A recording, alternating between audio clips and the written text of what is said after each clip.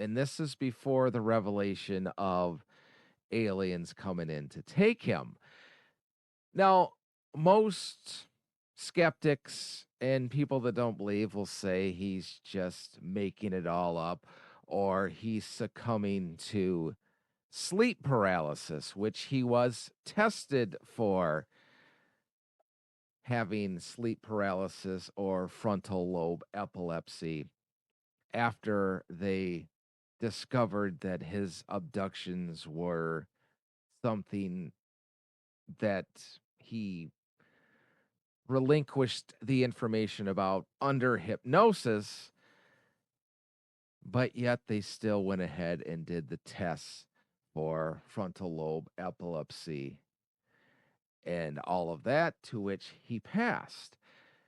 But here's the problem with all of that, the whole thing of just having sleep paralysis and all that. At one point, he came to or was left out in the middle of the woods. He didn't wake up in his house, in his bed. After an abduction, they left him out in the woods, 50 to 100 yards away from the cabin. And the security system was still set with his wife and young child asleep in the house. So, could it all be a setup? Yeah, it possibly could. But that, in a nutshell, is the basis for the Whitley Strieber abduction case.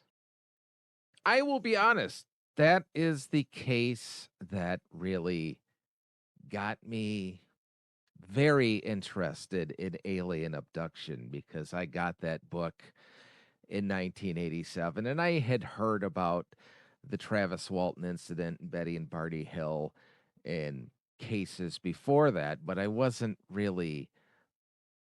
more of the UFO in the sky sort of guy. I had had my experience a few years before that, but again, even as a young teenager, I thought it was a UFO, but could I say for sure it was an alien spacecraft? No, and I still can't to this day. But it was the Whitley Strieber communion case that really started to get me very interested in alien abductions. So, what do I ultimately think about Close Encounters of the Fourth Kind and alien abductions? I think some of them have some merit. A lot of them are kind of hard to deny. The Travis Walton case, which I know people these days keep trying to make up excuses, and there's all this information that's coming out now that hasn't come out in the previous 50 years, which I find kind of sketchy that none of the debunkers over the previous 50 years pointed out that there was this alleged tower that they were beaming a light down on and creating this whole thing until a couple of years ago.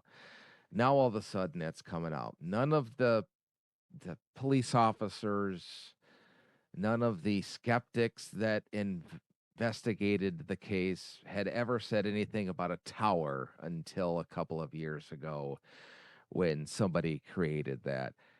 And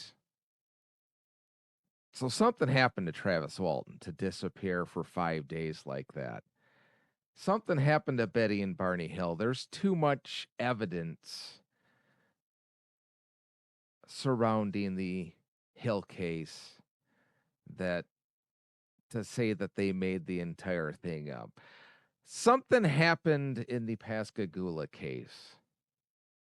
I don't know exactly what, but something happened. Something you could even say for the Allagash case. Something unusual happened. And I think something happened to Whitley Strieber. Do I think being a professional author, maybe he has sort of expanded on some of the things that happened to him? Possibly. I'm not going to say that for sure, but I'm not going to say that I think he made the whole thing up either. The one thing I will say is I think with the explosion of popularity because of his case, a good portion of people that claim alien abductions now, and I could totally be wrong on this, I think a lot of them are, I don't want to say they're all making it up just for attention, but I think some of them do, especially in this modern era of content creation. But do I think something could possibly be happening? Yeah, I do. I'm not going to come down and say it's an alien taking people, but it sure looks like it. I know it sounds like I'm riding a fence there, and I kind of am because I don't have any proof either way. But it is something very, very intriguing. And if any point of the old Greada Treaty is even remotely true, then maybe alien abductions are actually happening. So, I don't know. But hey, let me know what your thoughts are on alien abductions and or close encounters of the fourth kind, and don't forget to click like and subscribe so you're notified each time a new podcast is published wherever it is you watch or listen to it. Thank you all for tuning in. On the next episode, we will ever so briefly talk about something that I'm not really too knowledgeable on, but I kind of have an opinion. And then we'll wrap up this whole Hynek scale miniseries with a quick discussion about CE5 or Close Encounters of the Fifth Kind. And then we'll wrap things up in a tidy little bow. As usual, I don't have a closer for this, so I'll just simply say, we are not alone.